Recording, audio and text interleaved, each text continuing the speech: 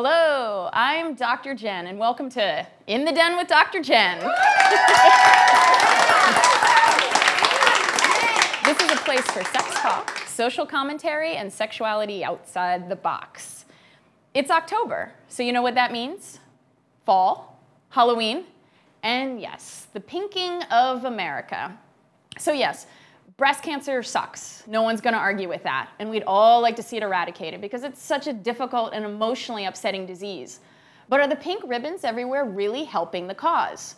We are really lucky today to have medical sociologist Gayle Sulik with us by phone to discuss her just-released book, Pink Ribbon Blues. And I'm particularly excited because Gayle and I went to graduate school together at SUNY Albany. Welcome, Gayle. Thank you, Dr. Jenn. Good to be here. Thank you. This is such a timely book. So I'm curious, so you argue that the tide is changing regarding this kind of complete adoration of pink ribbons on practically every product that we have. So what have you noticed? Yes. The first thing I've noticed, and I'm sure that you've noticed, is that the pink ribbon is everywhere.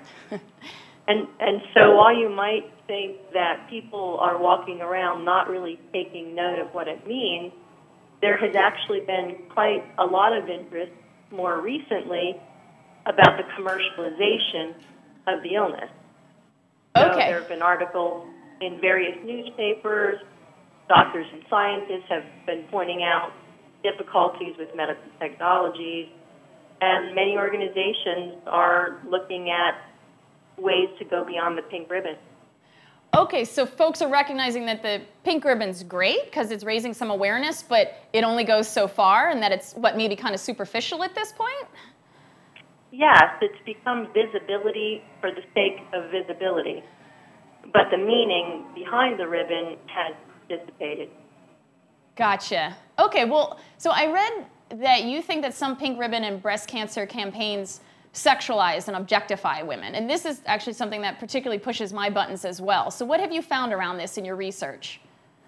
Well, first, you automatically see, just with the color pink, that it draws on feminine stereotypes. Sure. So you see lots of stuff related to women's traditional roles. You see cleaning products, fashion accessories, and all of those ways that women are supposed to be in the world. And more recently, you see a lot of sexualization.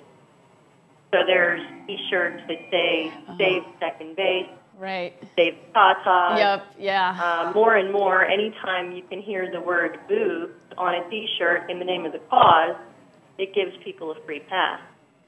Interesting. Okay, so it is, again, raising awareness in some ways, but in some ways we're just kind of, you know, recreating what, sexually objectifying women, the over focus on women's breasts?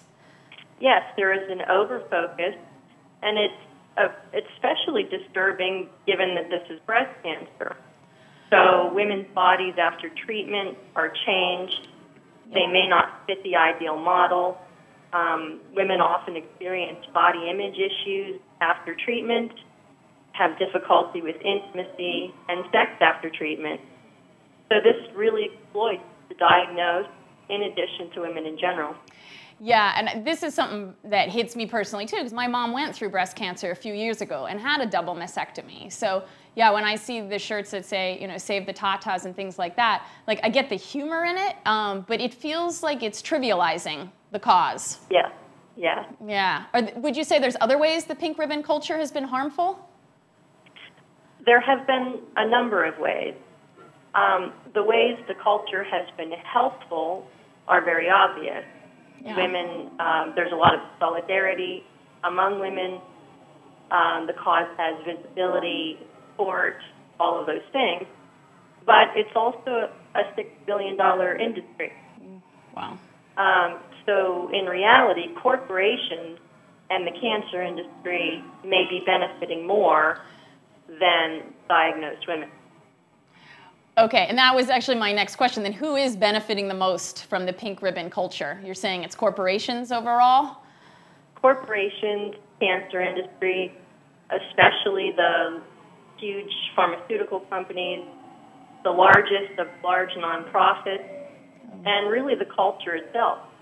The culture exists now to perpetuate itself. Oh, interesting. So, I mean, is this book you have coming out, is it being well received, or are you getting a lot of backlash from it? Right now, it's being well received. There are a number of reviews in the making, but so far, from the emails I've gotten, comments on my website, people are ready to take another look. Huh. So it's a particularly timely issue and timely book. It's very timely. Right. Well, and I really do feel hopeful about it for the first time in a number of years. Oh, excellent. Okay, well, do you have any advice then for anybody that's listening out there that is interested in making a difference regarding breast cancer, but is, maybe hearing this perspective for the first time? Yeah, I think the most obvious thing to do is to look. Notice all of the pink, and then start to read the fine print. See how much money is being raised. Look how much is going from your purchase. Consider what the maximums are, what caps are, and think about the messages. Does it really show that you care if you have pink hair? That's perfect. If there are personal care products raising money for the cure, would you want those products to be made of chemicals that contribute to cancer? Is it good enough to sexualize women for the cause of disease? So I think common sense comes into play. Well, and you're pointing to a lot of contradictions that are out there then. If you're buying a product that has chemicals in it that could potentially be harming your health, yet some of the money from the sales are going to breast cancer, yeah, it's very contradictory. It is contradictory. It's a conflict of interest. And one of the organizations that has been speaking out a lot about it for a number of years refers to it as pink washing. Pink washing, nice. Well, but another thing people can do, if I just can mention, is that people can give directly to organizations. They don't have to go indirectly through some product or corporation. So I would say take a look at what the organizations are in your state, contact them, see what they need. I think that's perfect. So 2 pieces of advice of doing your research and find out where the money's going, and 2, if you want to donate, give it directly to the organization that you're interested in impacting. Yeah. So thank you so much, Gayle. I really appreciate that. Thank you. If you want to further educate yourself about this topic, please visit pinkribbonblues.org and purchase her challenging yet fascinating and educational book.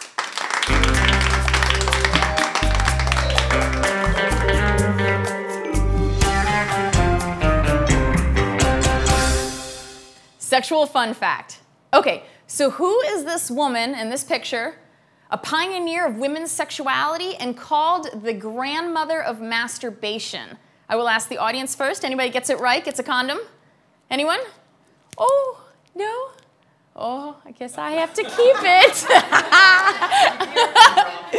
The answer is Betty Dodson. Since 1973, that's when I was born, she has been running masturbation groups for women. She's holding up the Hitachi wand in this photo. So if you're a woman and you want to feel good about masturbating or learn a ton of ideas around it, check out Betty Dodson's books and work online. And now, a brief word from our sponsor. And we love our sponsors here because without them, we wouldn't have the Den. So this episode of In the Den with Dr. Jett is sponsored by San Diego local company Embodiment Arts.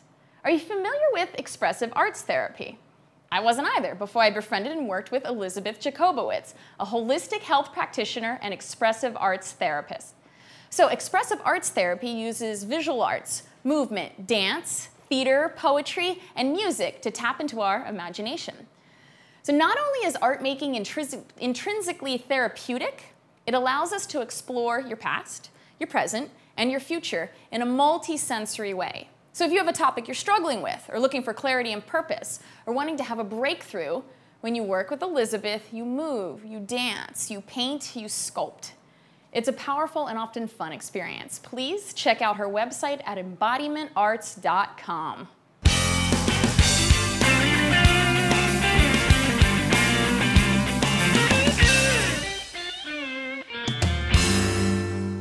What's that word? Okay, so this is a really weird word. Feederism. What's that word? I'm going to ask the audience first. What do you think? Any ideas? Feeding someone turns you on. Oh, feeding someone turns you on. Okay, you were really close. So, but it's a little more disturbing than that. Feederism is a practice. It's focused on eating large amounts of food. Usually there's two people involved. One is the feeder and one is the eater. Oh. And in my understanding, it's often a man who is the feeder and a woman who is the eater. No. And she tends to be overweight. And so it's a sexual fetish of sorts where the feeder provides generally obese people with huge supply of food, either to encourage her to gain weight or only for the pleasure of feeding her and being a part of that.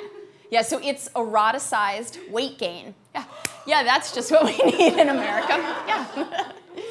So, to wrap up today, special thanks today to Gayle Sulik and her groundbreaking research in the name of women's health. Yay, Gayle.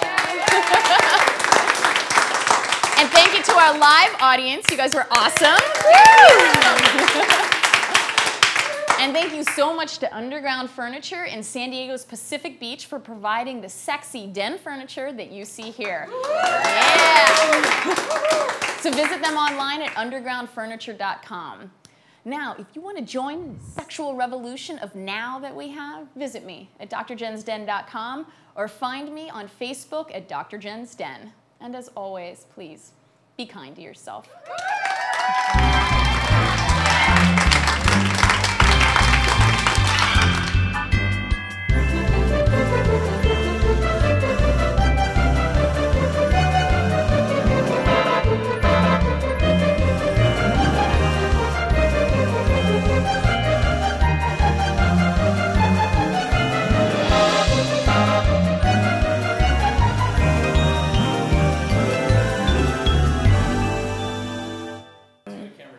Okay. Special section. Is hair okay? Okay. What Barb's my go-to person? Listen, before it used to be just 3 guys in the studio, and then nobody would tell me when my hair looked bad, and then I'd see it show up, and I'd be like, how could you guys not have told me when we didn't notice? Two guys in gorilla.